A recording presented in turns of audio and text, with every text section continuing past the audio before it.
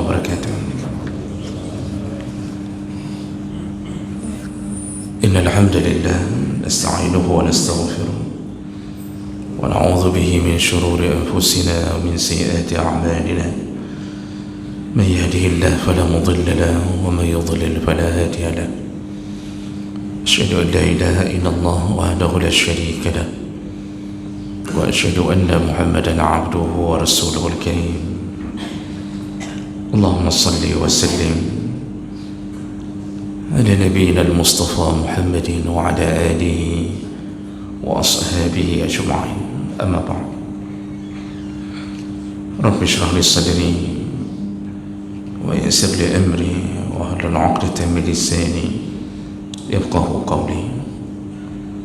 Segala puji bagi Allah, kemudian salawat dan salam kepada Rasulullah, pada keluarga dan seluruh sahabat-sahabatnya yang Allah muliakan.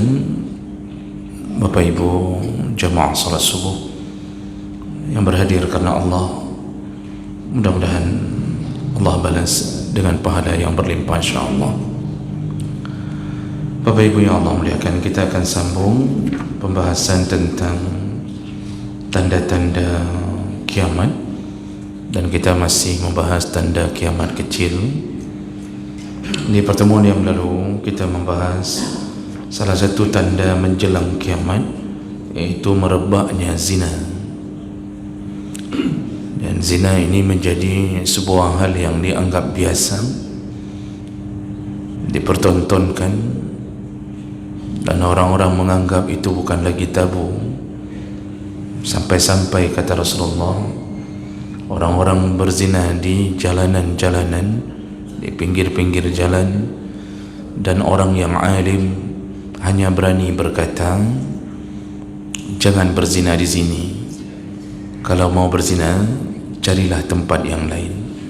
Jadi tidak dilarang berzina, tapi disuruh cari tempat yang lain. Itu perkataan orang yang alim di penghujung zaman yang akan menghadapi kiamat. Dan semua itu menunjukkan kita semakin dekat dengan kiamat. Jadi begitu mudahnya mengakses zina.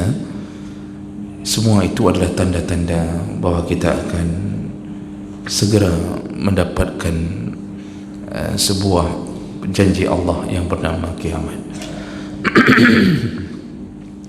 Kita lanjutkan berikutnya. Tanda berikutnya yaitu istihlalul khamar wa tasmiyatuha bighairi ismiha. Tanda kiamat berikutnya adalah orang-orang mulai menghalalkan khamar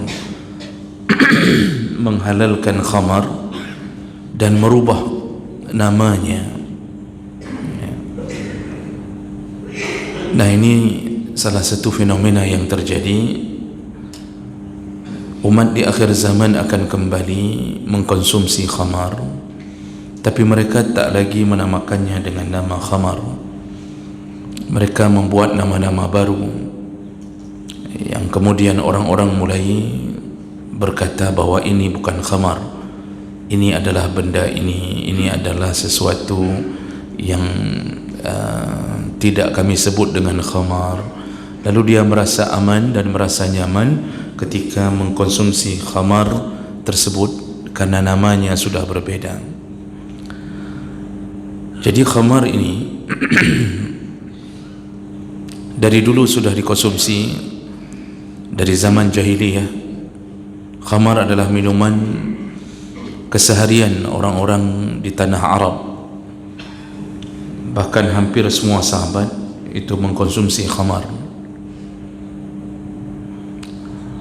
Disebut khamrun, itu artinya menutup. Makanya penutup kepala perempuan itu disebut khimar. Makanya khamar itu artinya menutup.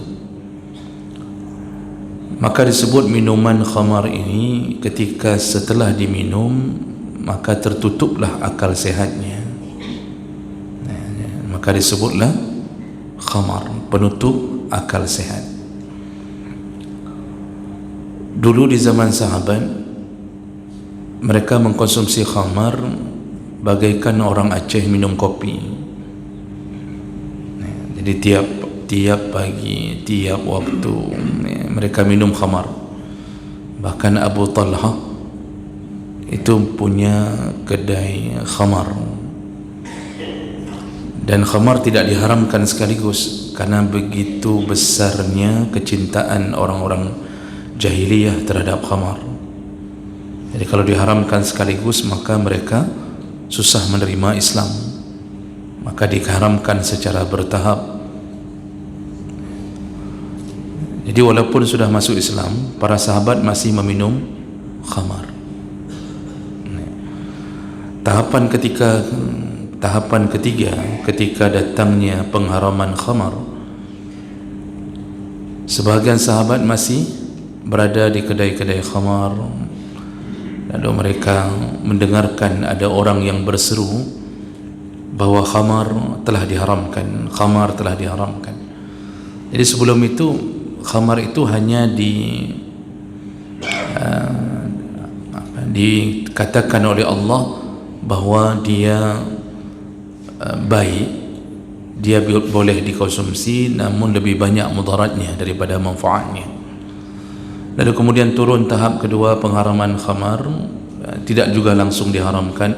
Allah hanya mengatakan kalau sedang mabuk jangan salat, wala taqrabus salat wa antum sukara. Maka mereka mulai menghindari khamar hanya di waktu-waktu menjelang salat. Jadi habis isya mereka minum. Kalau dari maghrib ke isya mereka tak berani minum karena takut salatnya tak diterima. Tapi belum diharamkan. Nah, tahap ketiga ketika turun ayat innamal khamru wal maisir wal ansab wal azlam rijsun min amali syaitan. Nah, itu ketika ayat itu turun, seseorang kemudian mengabarkan ke pasar Madinah, berseru, dia mengatakan telah turun ayat haramnya khamar. Nah, disitulah semua sahabat yang memiliki menyimpan khamar kemudian menuangkan khamar mereka di jalanan-jalanan kota Madinah. Abu Talha segera menutup kedainya dan segera membuang semua khamar. Jadi mereka intinya taat, sangat taat. Namun karena belum diharamkan, sebelum itu masih dikonsumsi. Sehingga dalam hadis sebutkan jalan-jalan di Madinah hari itu banjir dengan khamar. Aspal-aspal atau jalanan-jalanan di Madinah itu dipenuhi dengan cairan khamar karena dibuang semua oleh para sahabat. Nah, jadi itu khamar memang sudah jadi minuman yang dikonsumsi dari dulu.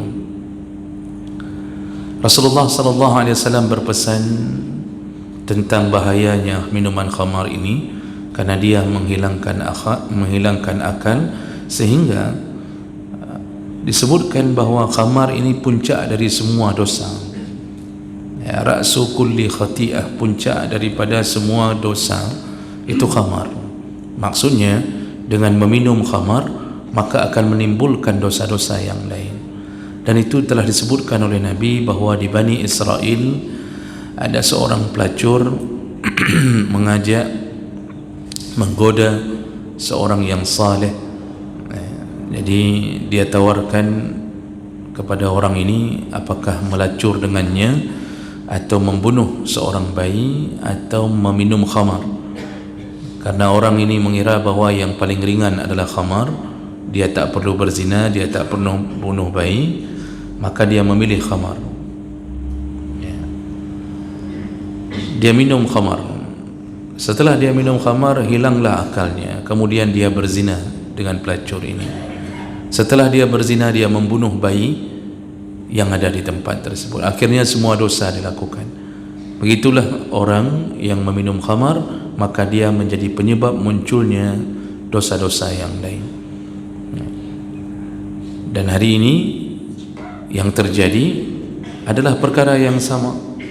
Ketika orang ingin mendapatkan sesuatu yang dia sudah menjadi ketagihan atau sakau, maka dia akan melakukan dosa yang lain.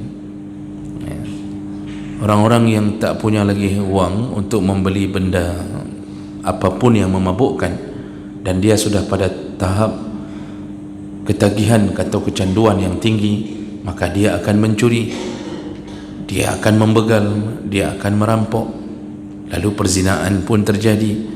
Nah, ini semua ini berakibat daripada khamar. Maka jemaah melakukan Allah, jadi kalau cerita khamar akan diminum beramai-ramai oleh orang di akhir zaman, itu dari dulu pun sudah diminum. Jadi mana tanda kiamatnya? Nah, di sini disebutkan bahawa tanda kiamatnya itu bukan pada substansi meminum khamarnya, tetapi terjadi sebuah perkara menjelang kiamat, orang-orang merubah nama khamar menjadi nama-nama produk-produk tertentu, sehingga mereka merasa nyaman seakan-akan itu bukan khamar.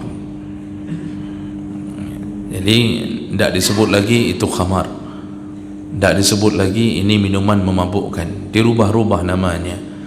Jadi khamar ini berbentuk apapun, boleh berbentuk minuman, makanan, yang intinya adalah memabukkan. Kalau kita ditanya orang tentang sesuatu yang disebut khamar, maka jawabannya adalah ma askara kathiruhu fa qaliluhu haram, kata Rasulullah. Apapun yang ketika dikonsumsi banyak dia memabukkan, maka yang sedikit pun haram. Jadi apapun yang ketika dikonsumsi menjadi memabukkan, setetes pun haram. Karena ada orang yang berdalih begini, saya cuma minum setetes dan tidak mabuk, maka dia mulai merasa bahwa dia tak berdosa. Padahal ukuran yang disebut khamar, kalau seandainya dia meminum dengan jumlah yang banyak, maka memabukkan. Ketika itu juga setetes yang dia minum pun disebut khamar. Nah, kita tahu bahawa di ujung zaman nama khamar itu dirubah. Jadi orang banyak sekali mengenal cabang-cabang benda-benda yang sebenarnya memabukkan. Jadi kalau di Eropah itu tak disebut dengan khamar, tak disebut dengan tuak, tapi disebut dengan wine, whisky, ya, bir. Lalu mulailah muncul benda-benda yang memabukkan. Jadi orang tak lagi mengenal nama khamar, tidak lagi mengenal nama tuak, karena itu terkesan langsung memabukkan. Jadi diganti namanya dengan pil. Jadi ada yang pil koplo, pil ekstasi, kemudian sabu. Jadi orang mengatakan sabu itu bukan khamar, itu kan sabu, itu cuma pil biasa, cuma dia fly. Jadi orang tidak bilang lagi mabuk, merubah namanya dengan fly. Jadi seakan-akan orang bisa menenangkan hati dengan masalah itu. Dan itulah yang terjadi. Anak-anak hari ini menggunakan media yang seharusnya halal, tapi digunakan untuk memabukkan. Jangankan di kota besar, di kota kita anak-anak itu sudah ada yang mulai ngelim. Jadi beli lem cap kambing, lalu kemudian dihirup sampai memabukkan. Nanti ada yang mencampurkan obat-obatan tertentu, lalu mereka mengatakan ini obat biasa, ini obat ini, obat itu. Macam-macam resep yang pernah kita dengarkan. Obat mata disuruh campur, teteskan ke, saya lupa ke apa itu, ada yang pernah kasih tahu, itu juga bisa jadi minuman yang membuat fly. Jadi tidak merasa lagi minum khamar, tidak merasa lagi mengkonsumsi khamar. Hal inilah yang terjadi. Makanya Rasulullah sallallahu alaihi wasallam menyebutkan, min asyratis sa'ah, di antara tanda-tanda akan terjadinya kiamat adalah ayurfa'al ilmu wa yusabbitu al-jahl wa yashrabu al-khamar, yaitu diangkatnya ilmu, kemudian merebaknya kebodohan, dan salah satunya adalah orang-orang meminum khamar. Lalu kemudian di dalam hadis yang lain Nabi mengatakan, fi hadhihi al-ummah khasafun wa masakhun wa qazfun, umat ini itu macam-macam mendapatkan musibah. Ada yang ditenggelamkan, ada yang diturunkan hujan batu, ya. Ada yang diberikan musibah dengan banjir. Jadi macam-macam kata Nabi bisa terjadi pada umat. Faqala rajulun minal muslimin, lalu ada seseorang yang berkata, ya Rasulullah, wa mata zalika, ya Rasulullah, kapan bisa terjadi musibah-musibah itu? Qal iza dhaharatil qinat wal ma'azif wa syurbatil khumur, yaitu apabila bermunculan para penari, kemudian musik-musik kembali dihidupkan, lalu mereka sambil meminum khamar. Lalu disebutkan lagi dalam hadis yang lain, la tazhabul layali wal ayyam hatta tashrabu fiha ta'ifatun min ummati al-khamar yusammunaha bighairi ismiha. Tidak akan berganti siang dan malam, maksudnya tidak akan terjadi kiamat sampai umatku meminum khamar dan mereka mengganti namanya dengan nama-nama selain nama khamar. Dan ini juga disebutkan dalam beberapa hadis yang lain. Di antaranya Rasulullah sallallahu alaihi wasallam menyebutkan, inna awwala ma yukaffa, yakni al-Islam, kama yukaffa al-ina, yakni al-khamar.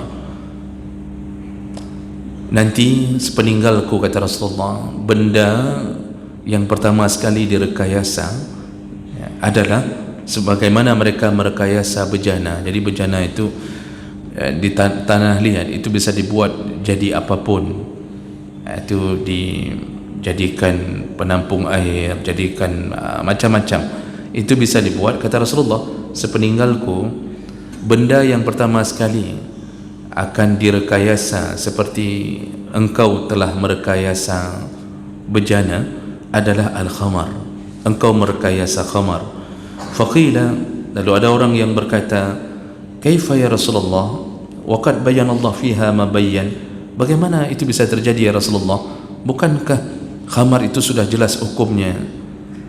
Maka kemudian qala Rasulullah, yusammunaha bighairi ismiha fayastahillunaha, nanti umatku sepeninggalku akan menamakan khamar itu dengan nama-nama selain khamar. Jadi ini hadis-hadis ini menyebutkan tentang salah satu perilaku buruk yang akan terjadi, dan itu akan menyebabkan akan terjadinya kiamat adalah mengkonsumsi khamar tapi mengubah-ubah namanya. Dan menurut keterangan riwayat hadis, bahawa mulai dari semenjak meninggal Nabi, ternyata mulai bermunculan nama-nama baru terhadap khamar. Di antaranya hadis dari Aisyah radhiyallahu anha, ketika Aisyah pergi ke satu tempat, lalu kemudian bertemu dengan salah satu sahabat di tanah Syam. Lalu sahabat ini berkata, ya ummal mu'minin, innahum yashrabuna syaraban yuqalu lahu at-tila. Wahai Aisyah, di Syam itu ada minuman yang mereka minum lalu dinamakan dengan nama at-tila. Faqalat, lalu kemudian Aisyah berkata, sadaqa Rasulullah wa balagha hatta sami'atuhu yaqul inna nasan min ummati yashrabuna al-khamar yusammunaha bighairi ismiha. Nah, kata Aisyah, sungguh benar perkataan kekasihku Rasulullah sallallahu alaihi wasallam bahawa sepeninggal beliau orang-orang mulai kembali meminum khamar tetapi merubah namanya. Jadi sudah mulai dari awal zaman setelah meninggalnya Nabi, penduduk Syam itu meminum khamar tapi tak lagi menamakannya dengan khamar, mereka namakan dengan at-tila. Nah, nanti ada sebahagian penduduk Madinah itu menamakan khamar versi mereka dengan an-nabis. An-nabis di masa hidup Nabi itu adalah minuman kurma minuman yang terbuat dari kurma yang direndam di dalam air. Itu minuman Nabi, direndam dengan jumlah yang ganjil lalu diminum di pagi hari, rendam malam hari, minum pagi hari. Tapi kemudian an-nabis digunakan untuk minuman di sebahagian orang yang sebenarnya memabukkan, tapi mereka menamakannya dengan an-nabis. Begitulah keadaan hari ini, ya. Jadi orang merasa nyaman, ini bukan khamar. Jadi mengkamuflasekan nama-nama ini seakan-akan menyebabkan mereka merasa tenang. Kami pun tidak mabuk, kami tidak minum sesuatu yang haram. Inilah yang terjadi hari ini. Jadi merebaklah semua perkara kita. Kita tak lagi menyebut mereka dengan mengkonsumsi khamar, tapi mereka sekarang mengkonsumsi sabu. Padahal intinya itu juga khamar. Apapun yang dikonsumsi, kalau dikonsumsi dalam keadaan banyak mabuk, maka yang kecil pun itu bisa menyebabkan haram. Pemberian alkohol pada suatu benda yang dikonsumsi, kalau alkohol itu bisa menyebabkan mabuk ketika dikonsumsi jumlah banyak, maka 0, sekian persen alkohol yang dilakukan atau diletakkan pada makanan atau minuman itu pun bisa masuk dalam kategori khamar. Karena standarnya adalah ketika dikonsumsi banyak mabuk, standarnya. Nah, jadi jemaah melakukan Allah Subhanahu Wa Taala, jagalah anak kita dari perkara ini, karena ini perkara yang paling sulit kita hindarkan hari ini. Anak kita kadang-kadang tidak pernah mengenal khamar di rumahnya, tapi begitu dia sekolah, dia bertemu dengan teman-temannya, maka lingkungan merusaknya. Padahal ancaman terhebat dari Rasulullah menyebutkan bahawa orang-orang yang mati dalam keadaan meminum khamar, maka dipastikan dia akan masuk neraka. Lalu dia dipastikan meminum tinatul khabal. Kata Rasulullah, wallazi nafsi biyadihi, demi jiwaku di tangan Allah, semua yang tidak taubat dari meminum khamar, mengkonsumsi sabu, narkoba, ganja atau apapun, tidak pernah taubat sampai mati, demi jiwaku di tangan Allah, la yashrabanna min tinatil khabal, mereka pasti diminumkan di neraka, yaitu tinatul khabal. Sahabat nak pernah dengar bahasa tinatul khabal. Lalu sahabat bertanya, apa itu tinatul khabal ya Rasulullah? Kata Rasulullah, sadidun min ahli nar, yaitu darah dan nanah yang keluar dari penduduk neraka yang sedang disiksa, dan darah nanah itu dikumpulkan Allah, diminumkan kepada semua orang-orang yang mati dalam keadaan tidak taubat dari meminum khamar. Makanya mati ketika melakukan pesta miras, miras oplosan, mati. Dan sudah berapa kali kejadian Pak, pesta miras lalu mati, maka nasib mereka dipastikan mereka akan masuk neraka, lalu diminumkan darah dan nanah yang keluar dari penduduk neraka. Sedangkan orang-orang yang melakukannya di masa hidupnya, sekali menegak minuman khamar, langsung ditutup pintu salatnya 40 hari 40 malam. Hadis riwayat Bukhari Muslim menyebutkan bahawa alladzina yashrabuna al-khamra, orang-orang yang meminum khamar, lam tuqbal salatuhu 40 lailah, tidak diterima pintu salatnya atau tak dibuka pintu salatnya 40 hari 40 malam.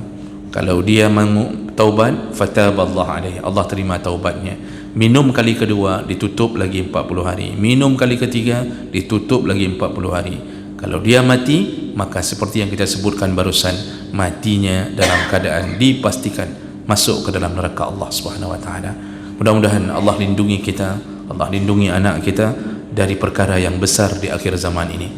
Subhanakallahumma bihamdik, asyhadu an la ilaha illa anta, astaghfiruka wa atubu ilaik. Wassalamu alaikum warahmatullahi wabarakatuh.